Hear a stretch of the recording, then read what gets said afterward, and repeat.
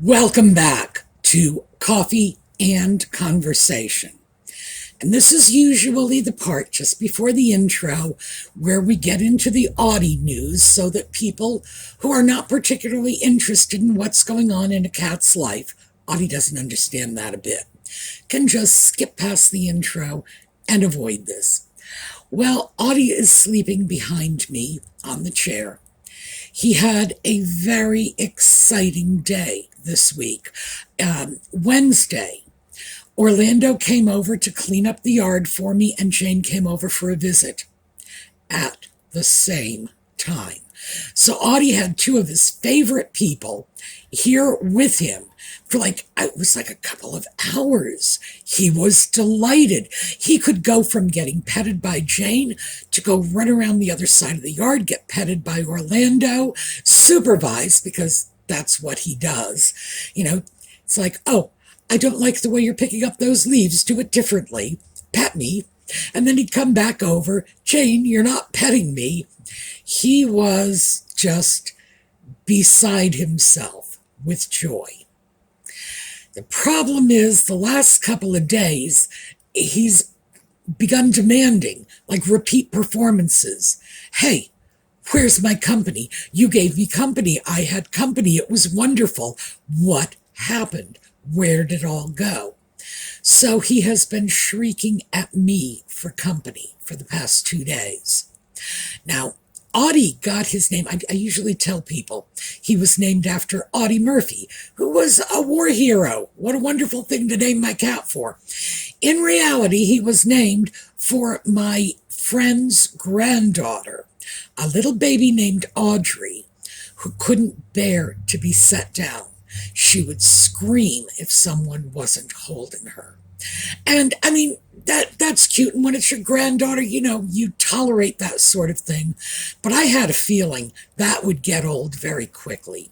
And when Audie first moved in with me, because he had been attention deprived for so long, you see, Audie was a stray. And I believe at some point in his history, he had been owned. He had had a family. And based on his interactions with small children, I think the family probably had kids. So he was absolutely attention deprived. He could not stand to be put down. He had to be held. He had to be crawling up on my shoulder.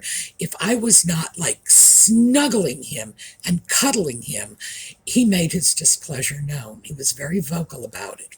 So he got named after my friend's granddaughter, little Audrey, because he was such a screamer.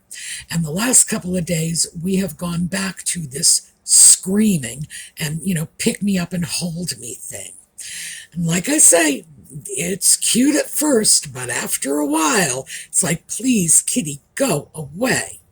So yes, he has finally exhausted himself, and I'm not waking him up because, if I do, first thing that's going to happen is he's going to be crawling right back up on my shoulder again. So I can wait for that. He can have his nap now. All right, we are going to get started when we come back.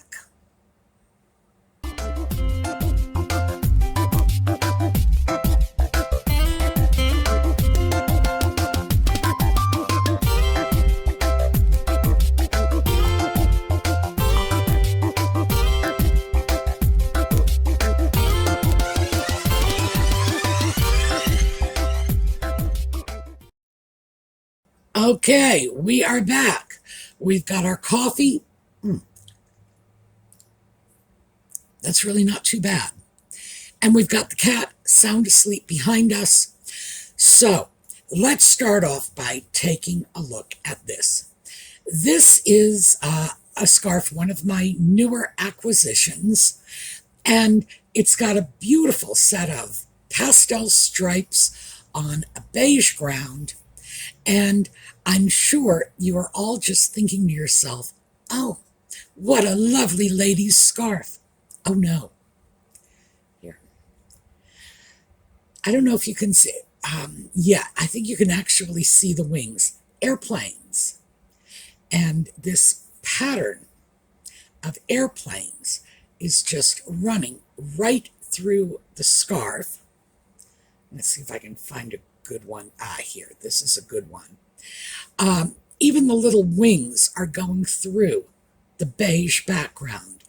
It is woven in, so it's part of the weave. This is a man's scarf. It's vintage. I don't know how old it is. Looking at the plains, I can absolutely tell you that it's post-1950. That's about all I can say about it. It comes from a company in Sweden called Eton, just like, the British prep school. Eton. So, yes, this is my Etonian scarf, so to speak. That company, however, is not out of the UK. It's from Gunghester in Sweden. So it's a Swedish company, and they were known for making men's shirts. That was their original business 100 years ago. And now they just make all kinds of sort of high-end men's accessories. So I loved this. I was really attracted by the colors. And then when I noticed, the airplanes, it's like, oh yeah, that's coming with me. And at $18 for a wool scarf from a seriously known company like this, oh yeah, I'm fine. So I have no problem wearing men's clothes. None whatsoever. I never have. Oh my goodness, here we go. This is a man's undershirt. It doesn't bother me in the least. I have always felt that you get better bargains in men's clothing than in women's clothing, and the pieces tend to be more substantial. The socks are warmer. I was going to say I'm wearing men's underwear. I am not wearing men's underwear right now. My underpants are actually women's underpants. That is the truth. But they're boxers. So after a while, I realized that men have more comfortable clothing than women. And I do not hesitate to switch over and grab men's stuff whenever it pleases me. And part of the appeal of this scarf is I've got a few things on my wish list that I've mentioned before. I'm sure I have. One of them is a leather bomber jacket. I had one of those when this particular, because I got my eye on a particular jacket. When this particular jacket came out in the 1980s, I had one, I loved it. And that thing got me through 10 or 12 New England winters. It was really warm and durable. And the great thing about, a leather bomber in particular is as they get more distressed with age and wear, they just get better looking with time. So that is on my wish list, and I haven't done anything about it yet. But I don't know, something about a man's flying scarf like this with airplanes on it is saying to me, maybe we ought to take a look at that wish list again. And that's what I thought we would talk about today. Wish lists. How to organize them, what to do with them, what they're useful for. Why would you go out and create a wish list?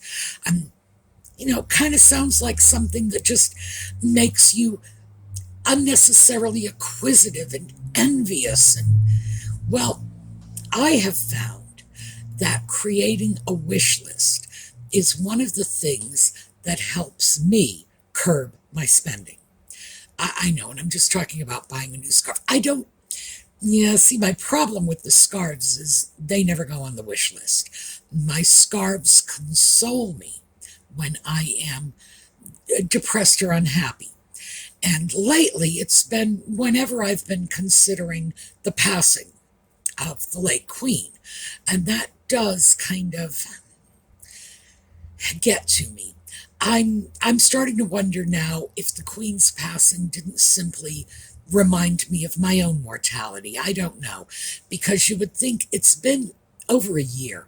I should be past this. She wasn't even my queen. Well, she was, but I'm not British. Doesn't mean she wasn't my queen, because she was everybody's queen. But my scarves are impulse purchases used to elevate my mood.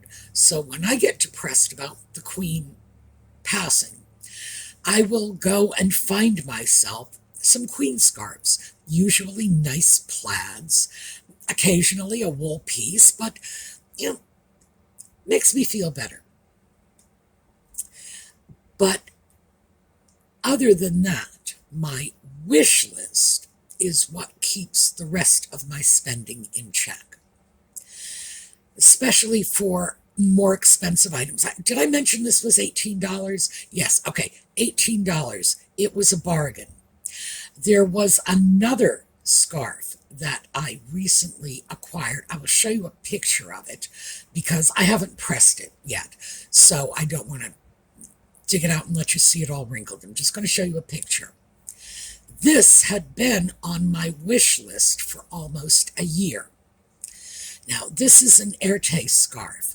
Again, probably a men's scarf.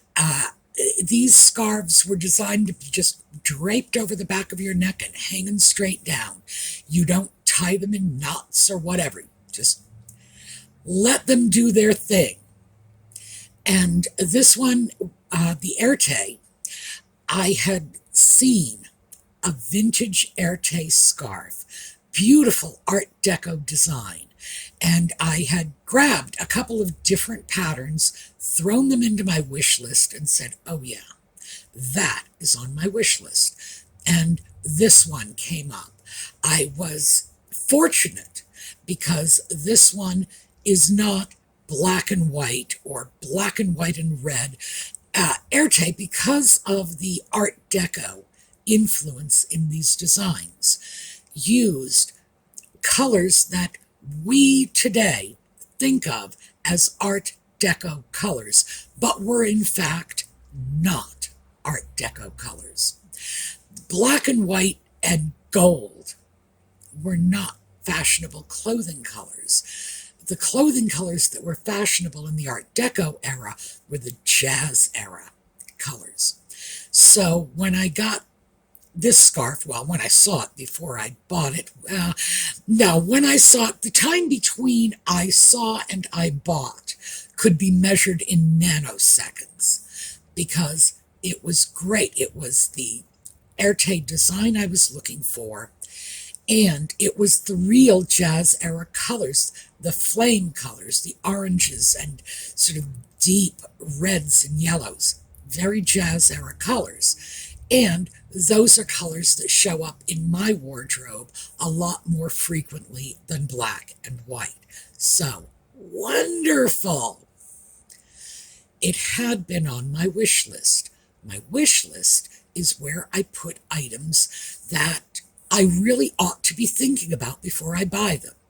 And this scarf was $105. So, yeah, for a scarf, that's expensive. For an Airtaste scarf, no, not hardly. But still, it's a scarf. And it's not like I don't have 50 of them in the closet. And I probably do have 50 at least in the closet. But it was something I wanted. And am I going to get a lot of use out of it? I don't really know. This is the wrong time of year for this kind of scarf. I'll have to see. I need a year, and then I'll decide. But that's how I avoid spending a lot of money on impulse purchases. What will happen is I will get it into my head that I want something, an Airtaste scarf, for example. I throw that into my wish list, and then when they come up, and especially in this case, I grab it. I have not spent that money on a whole bunch of other scarves I really didn't want, well, except the Queen scarves, but I do want them. And they don't cost anywhere near $105. It keeps me from making expensive mistakes. It keeps me from a luxury purchase that I haven't really thought out. It tones down the impulse buying, and it gives me a chance to consider.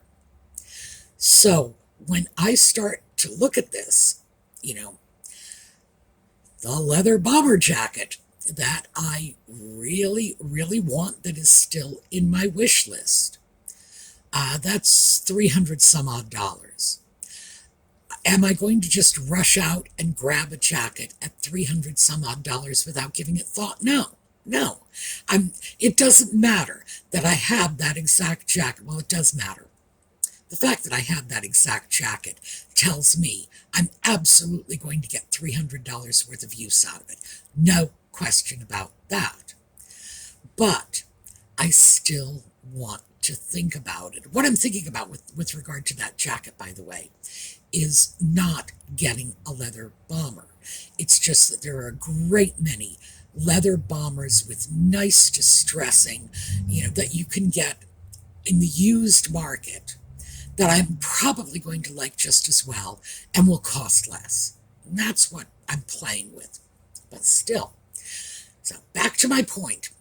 The reason I can use the wish list to tone down my spending is because when I throw something, and these are going to be expensive items, it's going to be something that's over $100. If it's under $50, I will allow myself the impulse. Why not? We need clothes. People buy clothing. It's not outrageous to buy a piece of clothing if it's under $50. And frankly, because I am so tight-fisted when it comes to buying clothing, the average price of, my shirts, for example, these tops, the average price is about $12. So I can afford to go out, get something, decide I don't like it, and donate it. And then somebody else will get it. So I'm okay about that. It's the bigger ticket items that I really want to sequester into the wish list. Do I still want them in 6 months, 8 months? Do I have my taste sort of moved in a different direction? Has my wardrobe pivoted slightly? And that's been starting lately.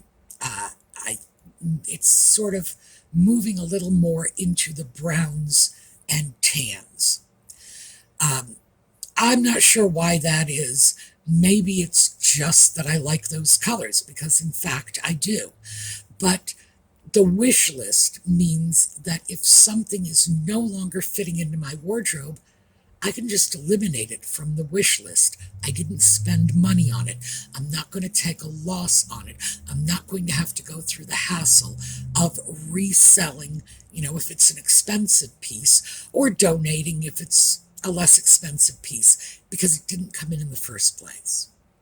So I thought we'd talk about how to organize your wish list, what you need to consider when you are putting together a wish list in general, how to make it work for you. And I would say that a wish list, people who are our wardrobe planning consultants tell you all the time that you should not buy for, the fantasy image you have of yourself. Don't buy clothes you're sure you're going to be able to diet into, but never seem to be able to diet into. Don't buy clothes for the lifestyle in, downtown Manhattan if that's not where you live. Don't buy clothes, that are more suitable for a 20-something young woman if you are a 50-something young woman. And the wish list allows you to indulge those fantasies. If there are things that you have an eye on, but maybe it doesn't suit your lifestyle, maybe it's not the size you're in right now, maybe it's something that expresses a side of your personality that might be best left unexpressed, you could throw those things into your wish list and see how you feel about them in a while, a few months, 6 months, 8 months. You've had the opportunity at that point, because you've thrown the item into your wish list, and we visit our wish lists often. You've had the opportunity to get used to having that item kind of sort of in your life. Are you still thinking, I will wear that every single day? Or are you now being a little more practical, saying, no, I'm not going to wear that very often. I was thinking maybe I'd wear it on vacation, but I'm not even sure about that. And just the act of taking that item from the Pinterest board or the influencer's podcast or wherever you came across it, and throwing it into your own wish list, taking possession of it in a sense. I mean, it's not the real item, but it is a picture of the real item. Taking possession of it and living with it, kind of, sort of, for a few months can help you decide if you really do want it, if it really is something that you could seamlessly bring into your wardrobe or your living room or your kitchen, because you don't need to just keep wish lists about clothing.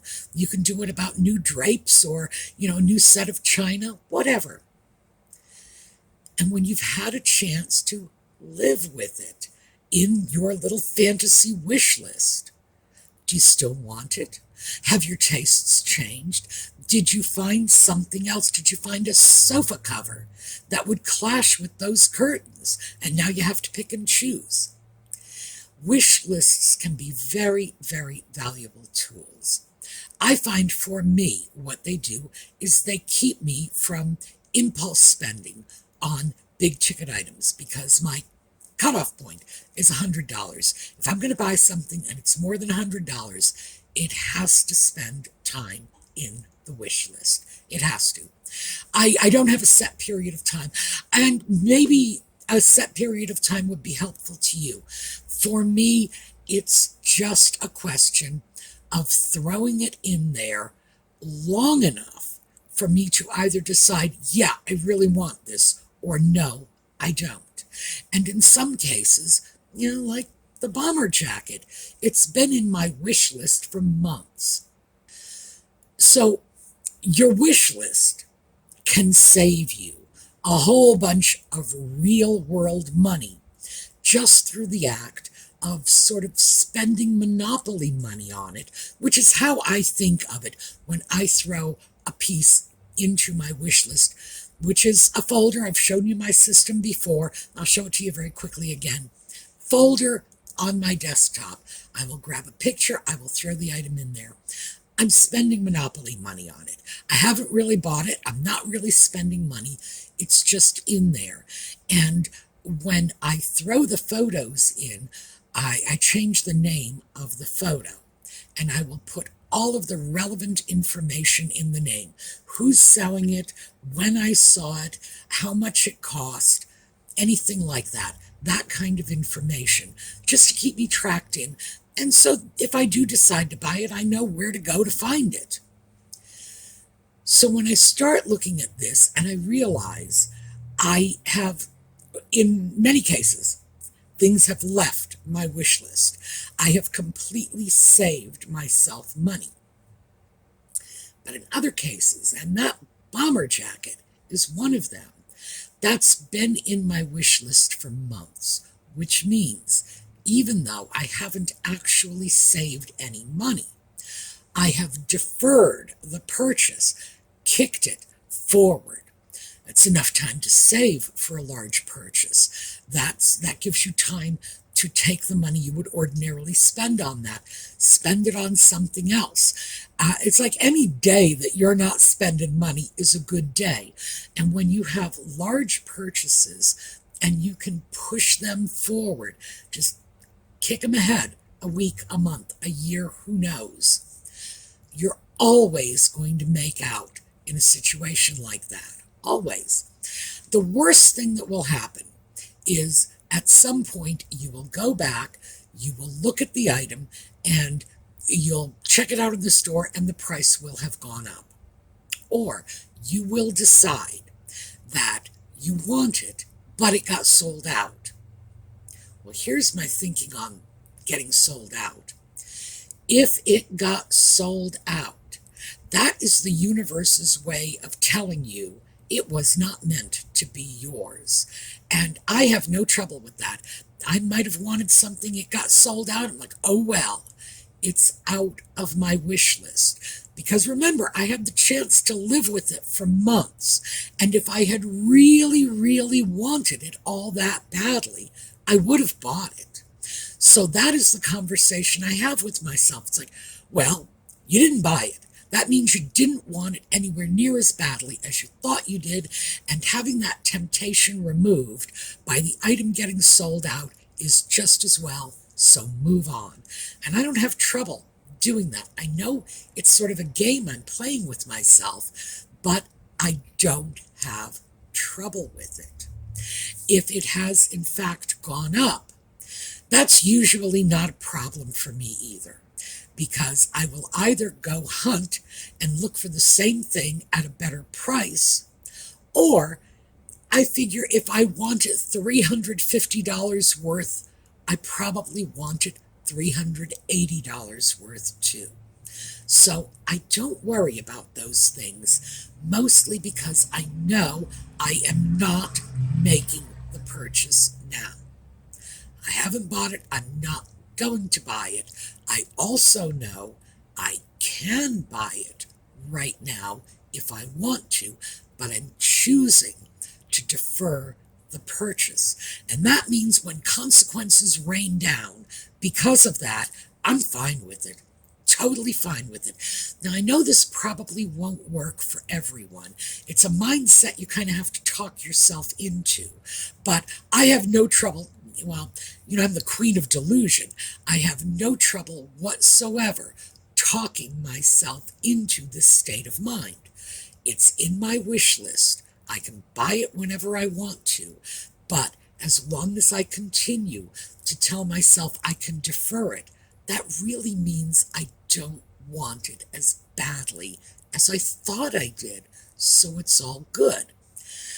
I think more people would do better to create and use wish lists because, like I say, they curb your spending. They keep you from making costly mistakes, and they protect you against your own short-sightedness. There are things, the things that have moved out of my wish list. There are many things that have been in there because I thought I would love that edgy piece. And after seeing it in my wish list for 3 weeks, I pulled back and said, but I am not an edgy person. No, I do not live in Manhattan. I am not going to wear this. This is ridiculous. This belongs on the back of a 25-year-old woman, not me. And it saves me from the mistakes and helps focus what I really do want and helps me focus on what I really ought to be looking at. It allows me, by process of elimination, to kind of define what it is I'm really looking for, because there's so much stuff out there that after a while you just, another nose blow, excuse me. We are so bombarded with images in a way that is just unprecedented. When you stop and let's stop and think about it. When I was a girl in Boston, okay, so keep that in mind, we had 4 television stations. We had the 3 commercial stations, ABC, NBC, CBS, and we had PBS. Why? Because I was in Boston. So I got that magical 4th station. That was it. And someone else dictated the content of everything we saw. Well, today we have the internet and cable TV and social media, whatever is just, we have, to say we have thousands of voices out there clamoring for our attention is such an understatement. It's probably millions, perhaps even billions of voices saying, look here, look there, buy this. Don't you want to look like her? It's only normal that we should be listening to those voices, hearing them coming at us and saying to ourselves, hey, maybe I do want that. Well, we have to be very careful in terms of protecting ourselves from that, because what we are looking at now is an eminently disposable lifestyle that is enjoyed by most of the people in the world. You get stuff, you keep it for a while, you throw it away. Or in the case of some of our hoarding friends, and been there, you get something, you like it, in 2 weeks it hits the back of your closet because it either doesn't fit anymore or you really don't like it as much as you thought you did. So anyway, that's what a wish list does for me. Gives me the chance to take those millions and billions of voices, look at the things that did attract me, at least a little, throw them into the wish list and see if it's true attraction or if it was just, the noise clamoring for my attention and I just got sucked in for a moment. So that's how it's helped me. And as I say, it saved me money. There are so many things that have gone through my wish list, in one end, out the other. It's also helped me to solidify the things I do like, my concept of what I like, what I want, who I am. Recently, because winter is coming, so sweaters. I have been acquiring sweaters, but I have also been acquiring sweatshirts. And I've said this before because people, the fashion gurus say, oh, you can get graphic tees or graphic sweats or whatever. If you do, don't just grab a rock band. Get something that says something about you, something you can personally relate to and get behind. So for me, I am collecting Ivy League sweatshirts. It's like, yes, if I'm going to wear a sweatshirt, it might as well be Harvard or Yale. And since I am not just an American elitist, might as well be Oxford or Cambridge, because I have those too. And that's my new thing, is the sweatshirts, instead of just getting whatever, getting a designer logo on them or getting, some resort area a few towns from here, I'm actually getting sweatshirts from major universities, making a statement. Might as well resonate with me. I still need the sweatshirts because winter is coming. I know I'm starting to sound like something out of Game of Thrones. Yes, winter is coming, Jon Snow. You need an Ivy League sweatshirt. It's all come from the wish list. A way to buy without buying, to own without any outlay of cash. Because when I open up my wish list folder, that's my stuff. I've taken emotional possession of it just by putting it in the wish list. And sometimes, that really is enough. By the way, if you form a wish list, you may be thinking, oh, that works for you, Sue, but it won't work for me. If you form a wish list, just throw a folder on the desktop of your computer or somewhere on your smartphone or whatever. Start throwing pictures in your wish list folder. Very soon, the same thing will happen to you, because this didn't happen to me immediately. When I began doing this, it was strictly experimental, and I was not expecting anything to come of it. I've found over time that I do become emotionally invested in the things in my wish list. It's almost as if I have purchased them. Once they've gone in there, it's because just putting them in the wish list is an act of saying, I like this. I would like to buy it. Just throw it in there. And it's much more effective than just seeing something in a store saying, well, maybe I'll come back for that. If you have that picture, if you've gone to the trouble of throwing it in your wish list, that level of ownership will follow. And once you hit that point, then you can look at this. Is it doing the things you thought it was going to do for you when you first put it into your folder?